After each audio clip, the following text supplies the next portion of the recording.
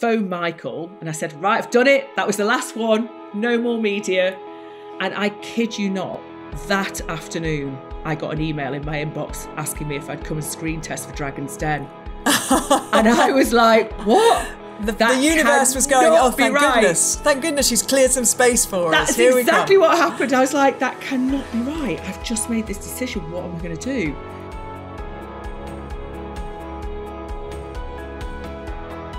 Hi, I'm Gabby Logan and this is the II Family Money Show. In each episode, I speak to a familiar face about the role money has played in their family life and professional success. In this episode, I'm joined by entrepreneur and former dragon on the BBC's Dragon's Den, Sarah Willingham. Growing up in Stoke, Sarah started doing Saturday jobs from the age of 11 and from there went on to work for Pizza Express and Planet Hollywood. Eventually, she turned the Indian restaurant chain Bombay Bicycle Club into a multi-million-pound business. She also, along with her husband, built and then floated the vitamin and food supplement company NutraHealth on the London Stock Exchange. After starting a family, she then totally changed the way she worked, pulling back from managing her businesses day to day so she could achieve a better work-life balance and spend more time with her 4 children. In our interview, Sarah tells me how she originally planned to work in finance before ending up in the food trade, why her time sharing an office with the Pizza Express chief executive gave her the confidence to choose her own path within the industry, and why she and her husband let their children control the daily budget on their family gap year. There's so much to get into with you, Sarah. I can introduce you as a serially successful entrepreneur and former dragon. I don't know what you introduce yourself as. Do you have a title when people say, what do you do? Do you know what? It often really depends what I'm doing. I think you're right. I never really know. I mean, for years, I didn't dare call myself an entrepreneur because I don't really start stuff from scratch. So I'm like, oh, I'm not a real entrepreneur. But yes, I suppose I'm an entrepreneur. Let's go back to the beginning of your working life then. And you started in the restaurant and hospitality industry, didn't you? That was where things started to get really serious for you in terms of success in business. How did you know that business was where you wanted to be? It's a good question. I think I was always really fascinated with business. I don't think I even knew that was what I was really interested in. It's only in hindsight that I think I was actually really interested in it, even at school. I was always really fascinated by the fact that we all drank the same drinks and bought the same brand of cheese and wore the same shoes. And I knew very much that when I went to university, it was what I wanted to study. I wanted to do international business, actually, because my dad didn't let me take a gap year. So I wanted to travel as well. That was really important to me. But at school, I couldn't learn it. So I actually did terrible in my A-levels because I just didn't find my thing. It was only when I got to university, I was like, yeah, I do like this. I enjoy it. Why did your dad, incidentally, why did he not let you have a gap year? Was that to do with family finances or was it just his strong belief that you should get on with it? It was, proper, solid, grafting, northern working class family values of you're not having a gap year, that's a luxury, you'll never come back, get on and graft, get a job, start earning a living, basically. So as a kid then, you must have had that. If that was something that was really strong as a family kind of foundation, the work ethic was something that was almost coming into you by osmosis, was it, as a child? Oh, for sure. I mean, I was really brought up with you look after the pennies and the pounds will look after themselves. You know, I can still hear my mum saying that. I saw my mum last week and I took her for a meal in London and she was so horrified because she thought I'd over-ordered. I was like, no, we'll eat it. It's fine. You know, that mentality that you can't let that go to waste, our Sarah. And I was like, it's just one really small taco that was being left, but we had to eat it. You know, she would have been mortified about the fact that I'd over-ordered and then there might be waste. And she's even saying that to me last week. So it was really instilled in me as a really young age. It's like I still cook that way. I cook a lot. And like my mum always had leftover days where she would either cook things that had actually already gone off in the fridge. I'm the same. Just because the date says it's gone off, I still smell it, taste it, and then I'll still cook from it. And I hate wastage. And that's very, very much, that was instilled every single day of my life. So there was a frugalness and not wanting to waste things. But what about anybody else in the family that had a real sense of business acumen and understood how businesses worked? Yeah, not so much. My mum was a maths teacher and a great mum.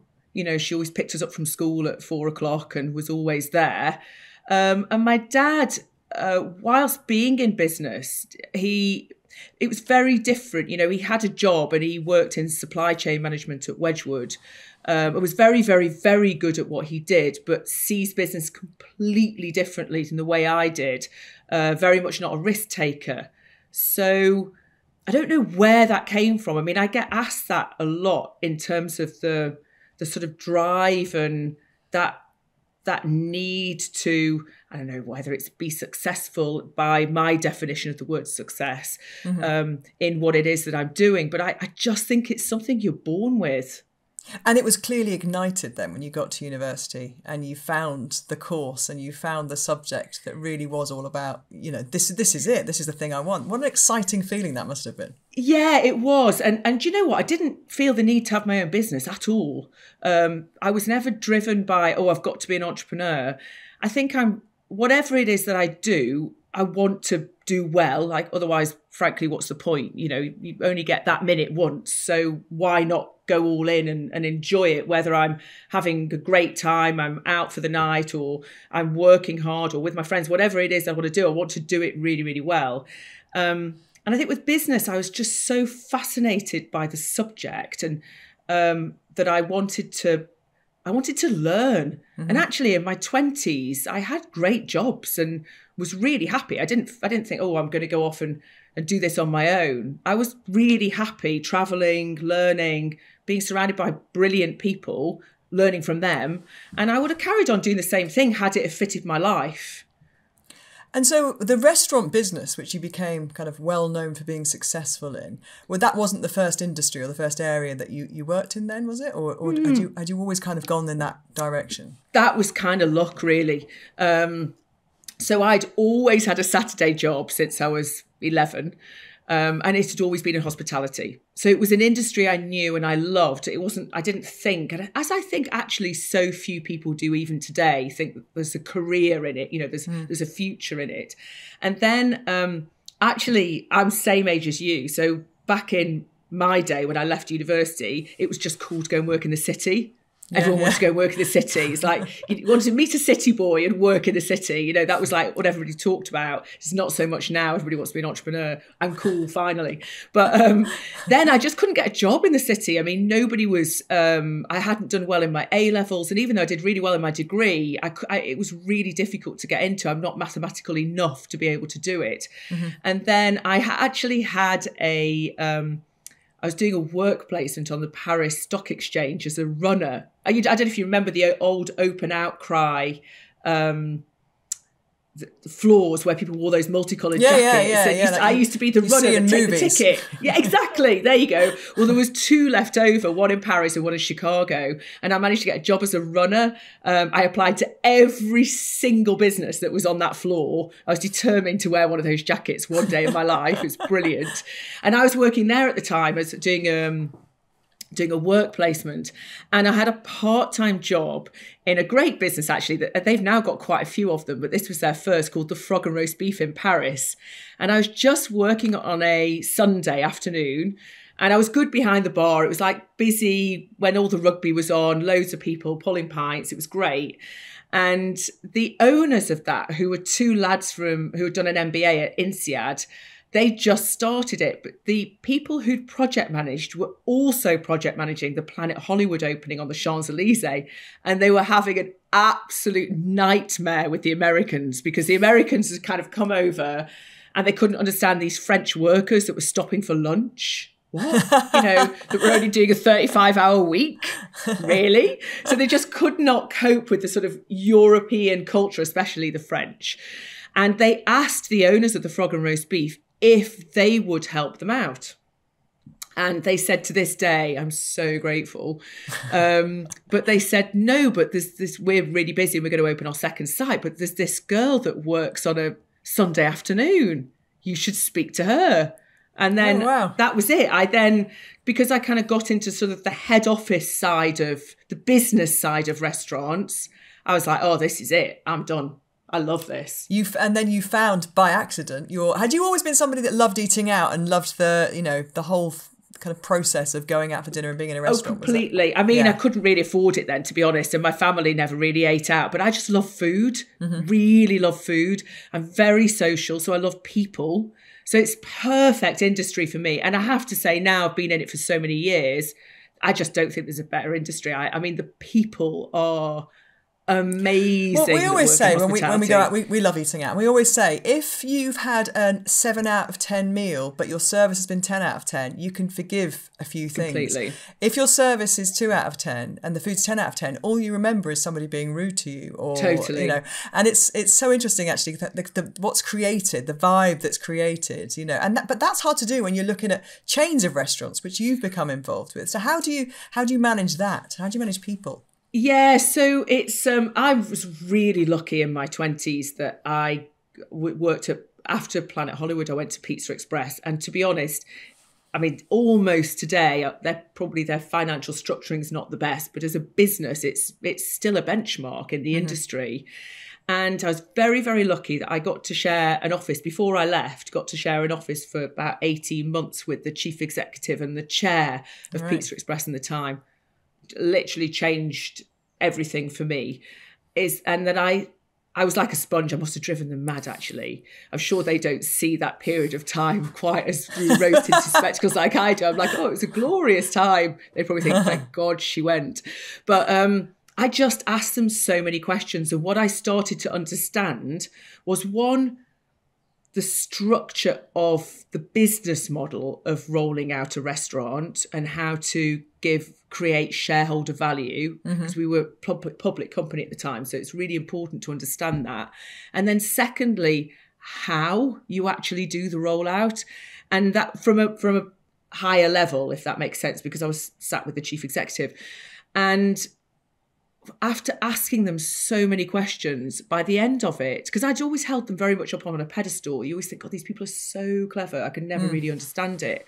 And by the end of it, it's like, I get this. I actually really understand what you do here and what you've done. And that's what made me have the confidence when I realised that actually the life I was living at the time, I was in my late 20s and I really wanted to have loads of kids, and I was travelling all over, and I was like, I can't keep doing this, Sarah. This is not going to work. You'll burn out, yeah. I can't. This path is not the path to be on. But I love the industry, and it was sharing an office with them and understanding exactly what you said. Like, how do you do it? How do you have the right people in the right places, and understanding when to hire the teams on a rollout schedule? I thought, yeah, you know what? I've got this. I'm going to do this myself. And you mentioned there that you knew you wanted to have lots of children, but you're leading such a busy life and business is still, you know, and then I imagine much more male dominated in terms of positions of power. Yes. So how were you confident, or how did you know that you were going to be able to balance the two? I tell you how it was. In all honesty, I have always prioritised my life. Always, in every single decision I've ever made, every career change, let's call it that I've made, it's been because I've been prioritising my life. So I don't believe in a career path at all. I think a career path is a path that will go very wrong. I really believe in a life path. And I think you have your life path, and of course you have to be fluid on that. Of course, it's going to move as you get older and you're in different stages of your life, but your career absolutely has to fall into line. 100% for me. It's never, ever, ever the other way around. And that's how I believed I could do it, because I knew I'd be non-compromising with my career, if that makes sense. I would not, actually, that's not the right way to say it. I knew that I would be non-compromising of the things that really mattered to me. So I wanted to be a mum. I therefore had to set my life up to allow me to be a mum, and that I controlled my diary, and that I didn't have to be Geneva on a Monday, Moscow on a Tuesday, somewhere else on a Thursday. I to every possibility that I could have, I would be in charge of that. And that was a really crucial decision. So I made that decision before I'd even met Michael, before I started to have children.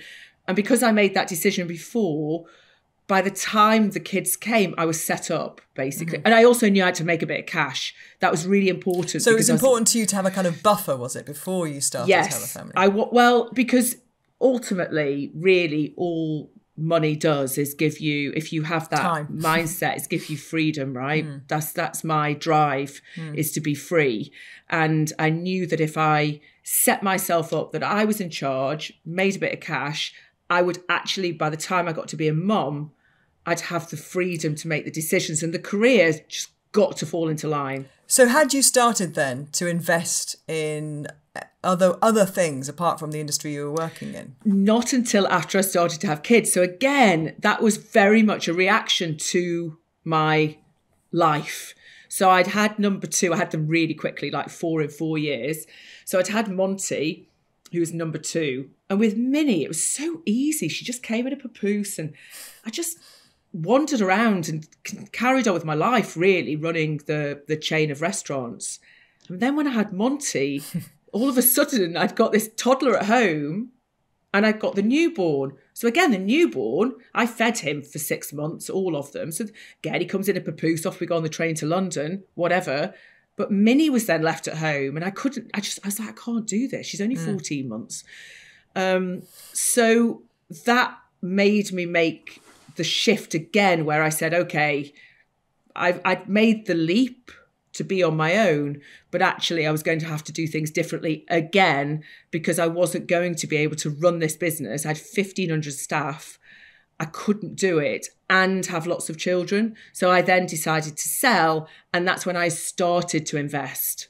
When you started, though, to really seriously think about it after you'd had your second baby and you started to look at where you were going to invest, what was your priority at that point about investing? So the priority was very much in terms of looking at the investment, or why was I investing? I suppose, which were you going to invest in things you knew about? Or were you going to invest in things that you had a kind of, what was your risk like? Where was your head in terms of the kind of strategy you had for your investments? So when I started investing, very low risk. It was things that not only did I know and really understand, and I still only invest in things that I know and really understand.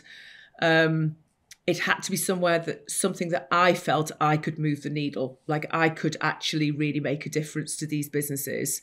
And that's still slightly less so because Michael and I both invest, and sometimes it can be something that he really, really understands, and therefore we will invest, and he then has to run that. But anything that I lead on, it's something that I really understand. I'm always pretty active investor, so I'd rather take a more significant chunk or stake and then be part of the business. And that, of course, lends itself very nicely to being a dragon, doesn't it? Yes. And that is where you would have become much more well-known through that experience, I'm sure. I'm sure you're well-known in business, but suddenly you're in people's living rooms when you join a show like Dragon's Den. Tell me a little bit about the thought process of doing that, and how much did you think about how that would change you and your family's life? Yeah, so it's a really good question, actually. And you're right. It was a huge decision. It's not something I strive for. I still want to be able to go shopping in Aldi with my kids and shout at them without everybody looking at me going, oh, look, that's Sarah Willingham off the telly. Shouting at her kids. Yeah, exactly. So I'd done 3 series of a show called The Restaurant with Raymond Blanc, which is a bit like The Apprentice. So I'd had a little bit of a taste of TV then, and loved the process of TV. Not so great at the process of not being able to, stand in Aldi and shout at your kids. But that wasn't such a huge show. Dragon's Den, I will try and give you the short answer, but Michael and I do this thing at the beginning of every year. This is going to make it sound really boring, but bear with me. It's like a pie chart of time, because it's the thing that's the most valuable. Mm-hmm. Certainly to me, it's the thing I treasure more than anything is my time and how to use it. And we sit down at the beginning of the year and it's almost like our plan for the year of how do we want to spend our time, and reflecting on looking at the pie chart from last year and go, well, did we get that right? Mm-hmm. And, you can sit with this pie chart and you can go, well, I just want to be a mum, go out, have a great time with my mates, travel loads. And then you do your pie chart and you think, oh, right, okay, so I've got to pay for it, obviously. So you start to put, and then you think, well, and actually I really enjoy working. So, but I don't want to do too much. So a little bit's going. And then you think, well, I better exercise this year because, so exercise goes in. And before you know it, you've really, all the decision making goes into the context of a ball of time, really, that it's not finite. Mm-hmm. You have to split it, and it gives you an idea of where your focus is this year. Anyway, that year, it was in the January, I had decided to stop doing any media. I just looked at the chunk that it was taking from the previous year and gone, you know what, actually, I'm not going to do this anymore. And I used to have like a regular on Sky and do lots of little things. Went on to ITV this morning quite a bit. Mm-hmm. It's like, it's not actually adding to my life. I'm not going to do it anymore. I'm going to focus on my businesses, focus on being a mum. My kids were really young at the time. Focus on being a mum. And we also had this plan where we wanted to go travelling. Yeah, so we'll get on to that. Definitely want to talk to you about that. I'd got it all set up. And this was January. It took me till the middle of February to pretty much get rid of everything to do with media into my life. And it was the last phone call I made, actually, was to Eamon Holmes. And I called him to say, just so you know, thank you so much for the opportunity. I've loved it, but I'm not going to do the Sky regular anymore. Put the phone down, phone Michael. And I said, right, I've done it. That was the last one. No more media. And I kid you not, that afternoon, I got an email in my inbox asking me if I'd come and screen test for Dragon's Den. And I was like, what? The universe was going, oh, thank goodness. Thank goodness she's cleared some space for us. That's exactly what happened. I was like, that cannot be right. I've just made this decision. What am I going to do? And I thought, well, they screen test like 90 women. They're never going to pick me. Wow. I'll just go along. I'll meet Deborah Meader. Maybe we'll become really good friends. It'll be a good laugh. That'll be it. So I went on the following Monday, and did the screen test. And then on the Wednesday, I got a text message to say, just to let you know, you're down to the last 3. No. I was like, oh my God. I said, you know that thing I did on Monday? Because we hadn't really taken it that seriously. Yeah. I was like, we actually need to have a proper conversation about this because this might happen. And it was really last minute because it was supposed to be Tamara Mellon, who did Jimmy Choo. Yeah. And that had all fallen through for whatever reason. So it was quite last minute. The filming was starting like a month later or something. So anyway, on the Friday, I get a phone call, congratulations. I was like, needed to breathe into a bag, what? That can't be right. Did you know what the commitment was at that point? So, yes, I knew the time commitment. And of course, the financial commitment is whatever it is that you decide to invest.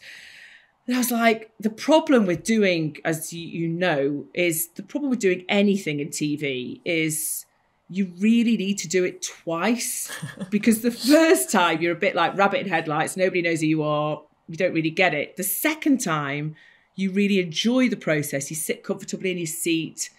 You love it. So I was like, if I commit, I'm actually really committing to 2 series. Mm-hmm. And that was the challenge because it was the second year of filming that we had planned to take the kids out of school for a year and go travelling around the world.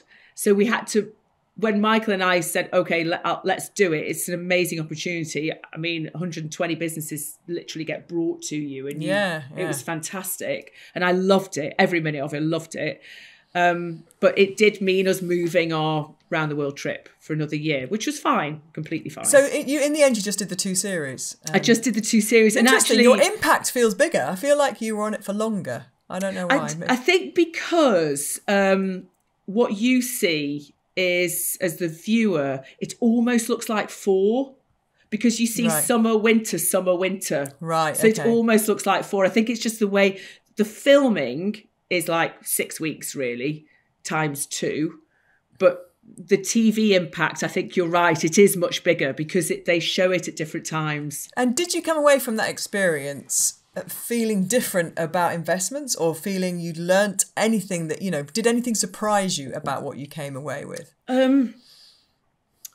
If I'm being completely honest, without sounding this is not, I hope this doesn't sound anything other than it's meant, but I actually came away thinking I know more than I thought I did. Like, which is great. Yeah. I had real imposter syndrome, which is very normal, I think, when I first arrived. And very quickly I was like, no, I actually really know about my onions businesses. Yeah. I've done my 10,000 hours. This is it. I've read lots of decks. I've seen so many pitches. I've worked with lots of different businesses before, and I knew a lot more than I thought I did. And that was nice. It was a nice thing to take away. Listening right now to that, who's busy developing an idea, preparing a pitch, tell them what is the one thing one piece of advice you would say to somebody who is about to go and deliver to something like a Dragon's Den environment? Well, yeah, I would actually say three things really important. So, firstly, what's your product or service and who needs it? Very clearly. Two, how do you reach those people that need it? So don't walk in and say, the size of the market is 7 billion people. That's crazy. How the hell are you going to talk to 7 billion people? That's madness. But, if you've got a segment of a market that is there to buy your product, how do you talk to them? How can you reach them? It's basically marketing. How are you going to directly market to these people and get them to purchase your product? Very, very important for a business model. And three is, why are you the right person to do this business? So what is it about you that makes you more likely to make this a success than somebody else walking in and doing the same thing? So I think it's those three things. Obviously it needs puff it out a bit, make it look bigger and make it sound bigger and, numbers and all that stuff. But fundamentally, that's the outline of your pitch. And do you have any anecdotes or experiences where, like, the quickest that you've ever your gut has gone, yes? Like, how quickly do you know? Well, I think you know pretty quickly. You can be sometimes... So, actually, I'll answer the question first before I say what I was about to say. So, I think you know very quickly when it's a really good one. But there are only, I think, 4 or 5 in a series that are like that. Right. Then there's a whole bunch of maybe 15 to 20 where they're pretty good. But actually what happens is, that's a great thing about having all different dragons, actually. I mean, I loved it because suddenly somebody would answer a question and I'd be like, oh my God, that's so clever. I would never have thought about that. That's brilliant. And you get lots of different people and different viewpoints because people come at things from a completely different perspective, which is great. And you learn a lot more than you would if you were sat there on your own. And I think that sometimes happens as things unravel and you think, God, that's actually a lot better than I thought it was going to be. So I think there's a lot more gut of no, because there are just a lot of businesses that come in that are telegenic. And presumably as well, people that you just think, I could never work with you. Sure, yeah, exactly. Yeah, for sure. And I'm much more likely, so if there's a really good product that comes in, or really good product or service, whatever that is they're selling, but the person running it is a big no to me, I don't care how good the product is, it would be a no. Whereas if the product or service ish okay, but the person is really impressive, in my experience anyway, when you start out, it's very, very, very rare that the business model remains what you thought it was going to. So actually you always sort of find the business model within anyway. You always, the business pivots to meet the needs of the market as you work out what's successful and what's not. So I'd much rather back somebody who's really good, that's got a good-ish product, but they're brilliant. So you finally get on your year out, your gap year, the gap year your dad said you couldn't have. Yes, I know, you see? You'd never, honestly. What goes around comes around. Exactly. And I was so admiring of that decision when I read about it the first time, because for me that's the dream, you know. And kind of, I once remember asking my kids, and I've got twins, I think they were 9 at the time, and I said to Kenny and the kids, why don't we go live in France for the year so you guys can learn French and I'll just fly back for work and Kenny's can run his business from anywhere. Honestly, you'd thought I'd just asked them all to go and kind of like, you know, live in deepest, darkest Siberia, and they were all crying. Like the kids were like, no, mummy, don't do this to us. So yeah, so you managed to make it a much more. I put the word learning into my plan. Let's learn French. Let me tell you, that was your problem. Right there, that was where you failed. How did you explain? I mean, your kids were of an age, I guess, where they're going to come along for the ride, whatever. They weren't teenagers. They were. Totally. They were between 5 and 10. And in fact, we ended up not coming back, and we ended up going for 3 years in the end. So 3 years? Yeah, it was great. How were they educated in that time then? So pretty much nothing on the first year round. So honestly, I mean, it's so bad, but we had 23 kilos of luggage each, because we had 6 round the world economy tickets. That's all we'd got for the year. So if you bought something, it was because you had to replace something that fell apart. You know, that was all we had. So we had, I think it was about 12 kilos in total of school books. Hilarious. I mean, absolutely. And what we were thinking, we were completely delusional. So about 6 weeks in, I remember sitting down, talking with sitting down at a table, trying to go through these like maths books and English books. I just thought, I can't have this relationship with my kids. Like, I do not want to do this. It's going to ruin my year. I just said to Michael, I don't care. They're too young.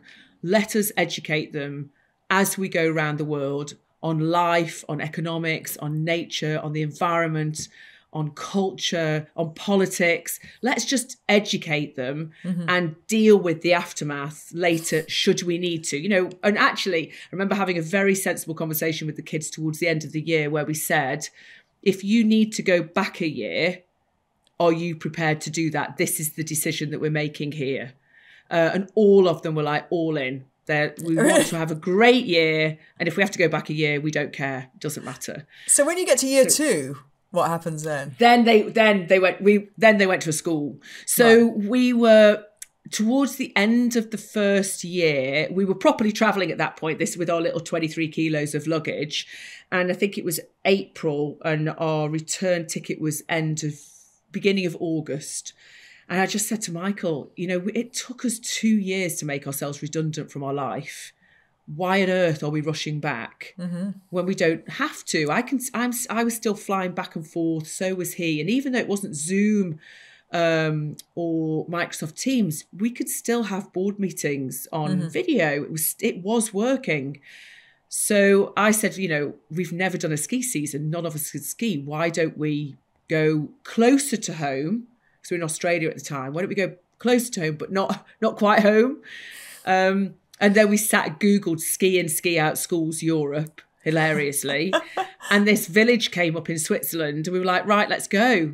Wow. And that's what we did. We went to this village in the middle of the mountains and ended up staying there for 2 years. And they went to proper school there. That was, and they learned to ski very well, I imagine, as well. I mean, they end up competing. I mean, they're skiing like 5 half days a week. It was unbelievable. I'm still not that good, to be fair, but I mean, I can hold my own, but it's hard to learn in your 40s. Really hard. Yeah, no, I know. I started learning in my 30s, and my kids are so much better than me. I know it's a difficult sport to learn later, but I gave it a go. You know, I'm fit and active and like sport, so I gave it a go. But the kids are phenomenal. But it was also French speaking, so although their French is not brilliant now, but they definitely got, you know, their listening skills are really good, and they just it was great.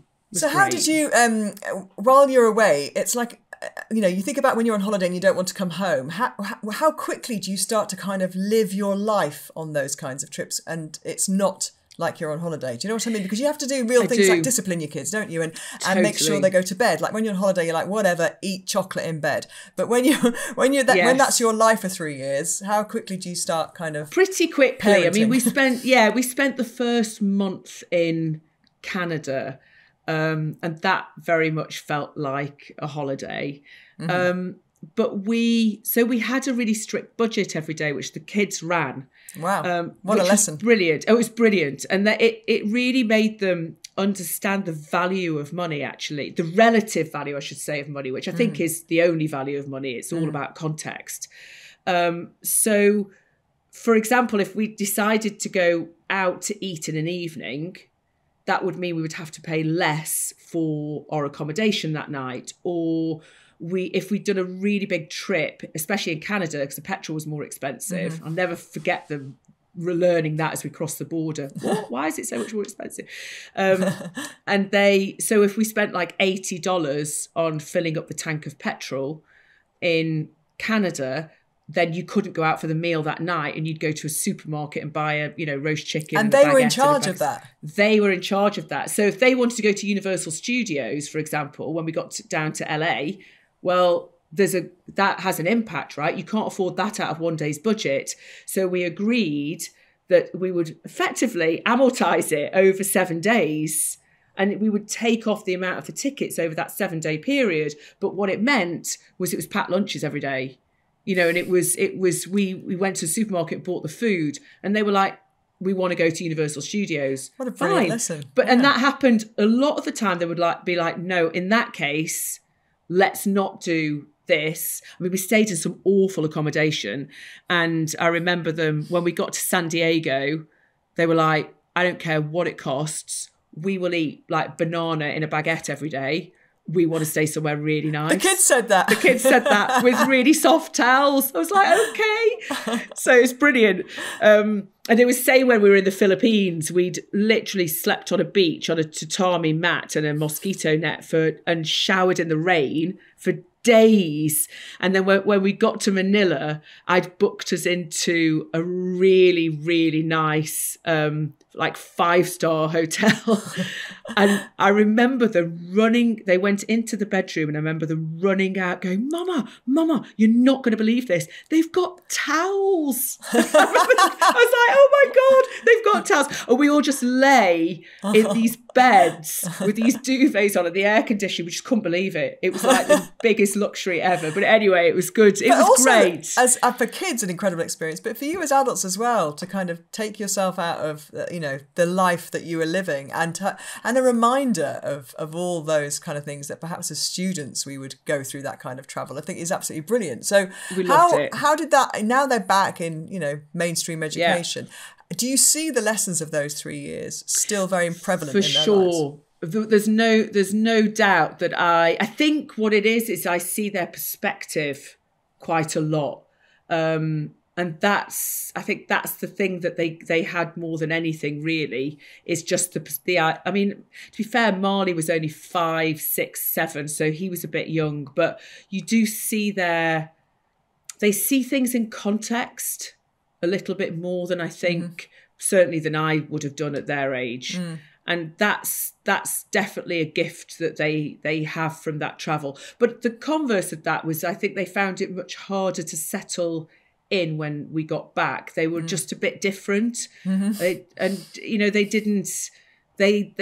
struggled to find their tribe, I would say. Fine now, all great, but it wasn't easy the first year, especially my oldest, because she just became a teenager girl. Yeah, and by that point, I guess the girls she was meeting were already in their tribes, and it is just difficult for lots of reasons. Yeah, exactly. And I suppose social media and things like that were suddenly going to be part of, her world or the world of her friends, whereas when you were away in Switzerland, I imagine you could keep them away from stuff like that. Yeah, I mean, not so much really. I mean, Switzerland's still got incredible Wi-Fi, right? Like, but I mean, in terms culturally, was it still a thing for the friends in Switzerland then? Yes, it was. Not as much as here, for sure. But they are the generation that have never been without it. They're the generation that they're the only generation that we've all had it in our life. I'm looking for utopia and it doesn't exist, does it, really? I'm thinking there's somewhere where, people are managing to keep their kids off tablets and social media. Even we spent... our favourite place in the world is Byron Bay in Australia, and we spent 3.5-4 months there because we wanted to see whether or not life really is better than a holiday, because that's what people have as a sticker on the back of their cars there. My life's better than your holiday. And I was like, I really want to know if that's true. Is it? It is, actually. Life there is... To me, that is utopia. It's amazing. Yeah. But then again, they have the same issue. It's very small for a start. So when the kids get to teenage years, it's like, how do they sort of get their input and their excitement? Exactly. They all want to leave when they get to teenage years. So, and social media is a huge part of their life. I don't think there are that many places, certainly in sort of, I guess, the civilized world, where social media is not totally. Yeah. Totally. So now your kids are back in kind of mainstream education and kind of living, I guess, a more normal life. Are you quite good on setting rules regarding money, pocket money, doing chores? Yeah. So I think it's much more because of the way that I was brought up, really, that I'm really strict on it. And, I had a job when I was their age. So I'm always saying to them, go out and get a job. Mm-hmm. We've just started. So Minnie is nearly 16 and Monty's 14. And we give them, they now get some money to get their bus, to get like a snack after school. And it probably is enough for them to go out for dinner twice a month or something with their friends. But I'd kind of draw the line at that, really. I said, if you want clothes and you need clothes, obviously I'll buy them. You need a pair of shoes or whatever, I'll buy them if you need them. But I'm like, go and get a job. Mm-hmm. Go and earn some money. So actually, in fairness to them, they have all found ways of earning money. Monty has earned money doing his computer games like Roblox and things like that. He actually did really well during lockdown on that. Nellie has started a gorgeous little ring business where she makes ceramic animal rings, and she's she gets 1 or 2 orders off Etsy every week. It's great, really. It's brilliant that she's learnt it. And Minnie does a mean trade on Depop. Yeah, I've got over to my right, I have a pile of parcels that are going off today. There you go. Yeah, she's been Depopping this weekend. And I sometimes say to her, look, I've got all this stuff here. You can take 50% of whatever you sell, because it's just going to, either I'm going to put it in a charity shop or give it to, to your grandma. I do exactly the same. The same. I'm like, look, help yourself. This is the stuff I don't want anymore. If you can sell it, brilliant.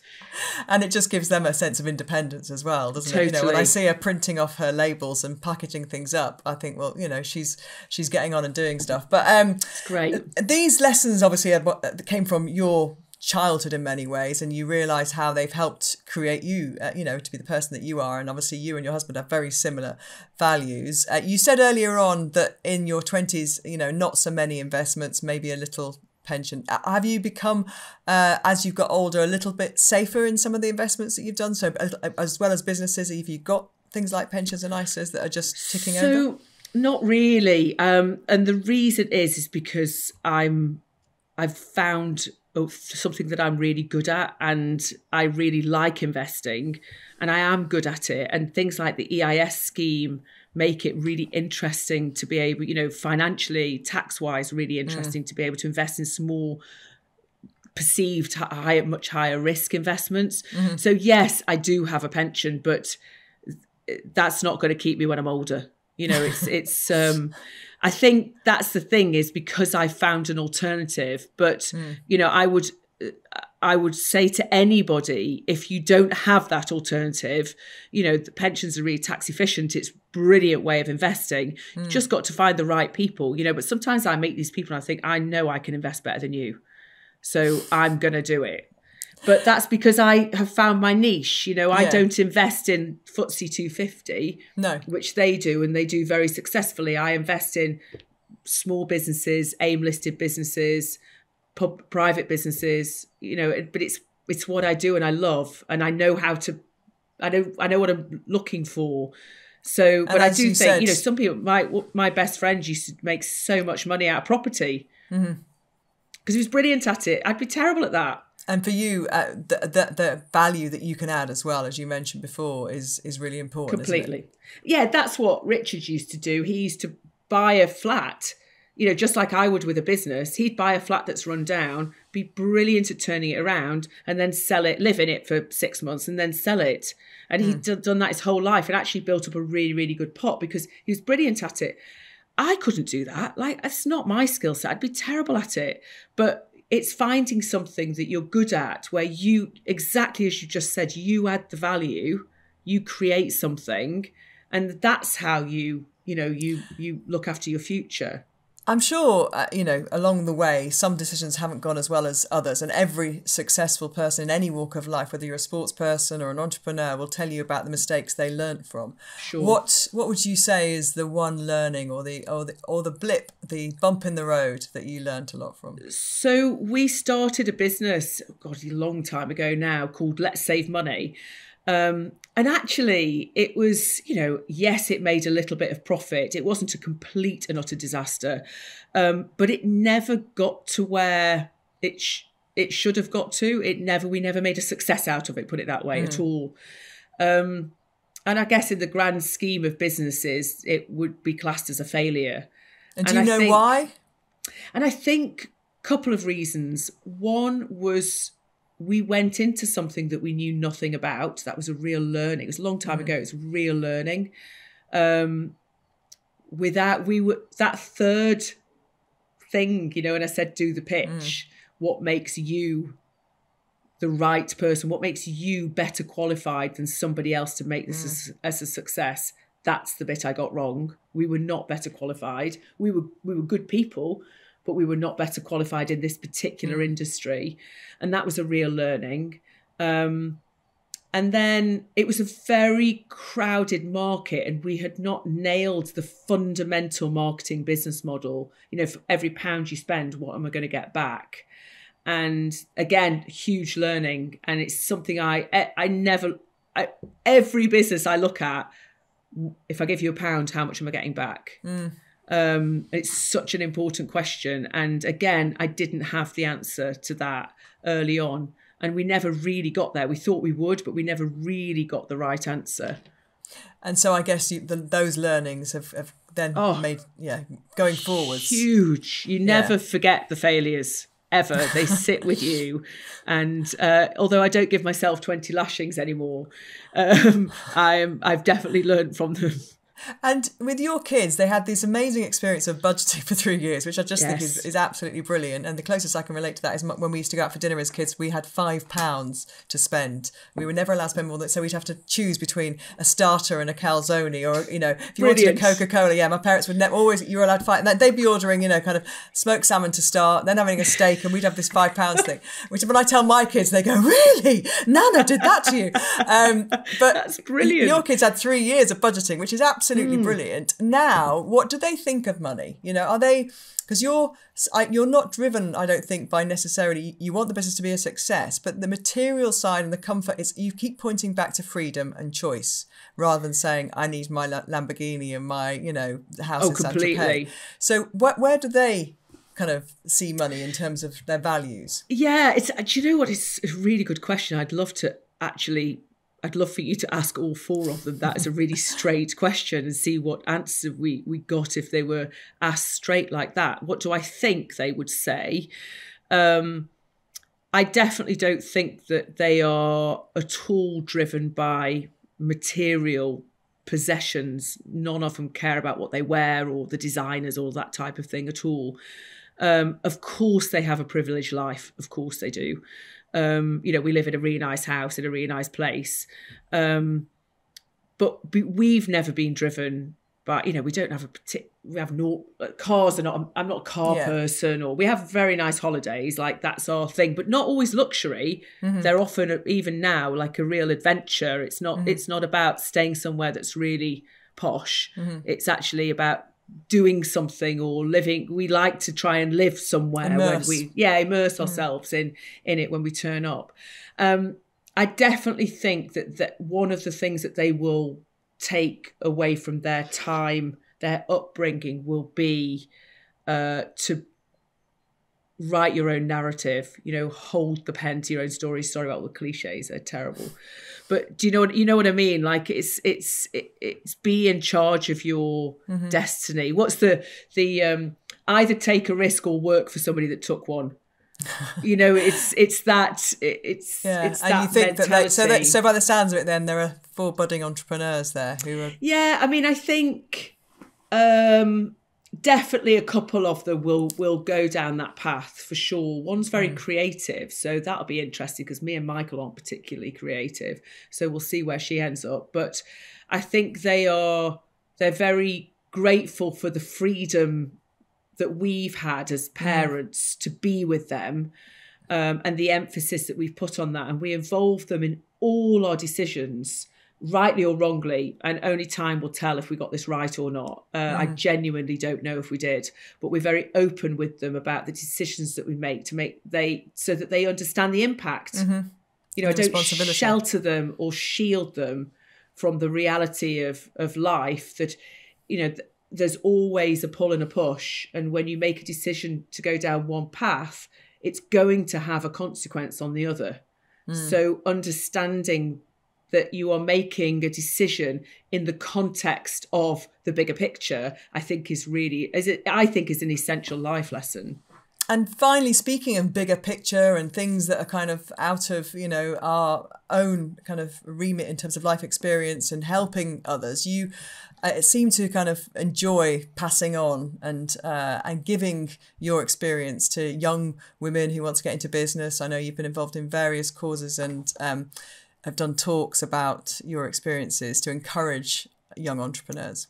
Yeah, I think it's the one part of my life that, if I died tomorrow, not to be morbid, but if I died tomorrow, I still need to do more there. Like, I feel sort of business and I've done all of that. That's all great. Everything's a real bonus. I think the one thing that's left for me now, and it's not yet because I just need my kids to be a little bit older and it needs to be a slightly different stage of my life.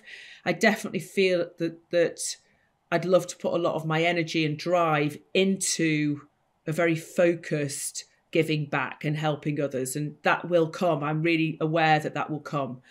But I do what I can now, and mainly focused on trying to encourage younger women to understand what imposter syndrome means and use it as a superpower rather than as a threat, and to feel strong about their brilliance and to surround themselves with people that help them to shine, and all those things that really our generation were never told. We just kind of almost had to bulldoze our way through. Whereas I think this next generation need more and more people to say to them, like, it's okay to be brilliant, actually. Allow yourself to shine. So in the ball of time, there's going to be some more philanthropy in the next few years. So. There needs to be. It won't be in the next couple of years just because of the age of my kids, but it will come. I feel it will come. And there's no point asking you about plans because it's clear from what you said at the very beginning that you don't believe in that. It's about life. And I think that's a beautiful way to kind of end because you seem to have made some very good decisions with that as your backdrop. And it's been fascinating, Sarah. Thank you so much for sharing so much with us today, and best of luck with everything that's going forwards. Oh, thank you so much for having me on. It's been so lovely. I feel like I shouldn't leave without asking you loads of questions. It's always wrong, isn't it? Like, normally, if we were having a cocktail, this would have been much more equal, right? I'd tell you some stuff back, but no. We've shared about our daughter's Depop account, so that's okay. Thank you, Sarah. Really, really lovely to meet you virtually. And likewise, thank you so much. Thanks for listening. If you have time, please like and follow the II Family Money Show and leave us a review or rating in your podcast app. You can find loads of ideas on how to plan for you and your family's financial future at ii.co.uk. I'll see you next time.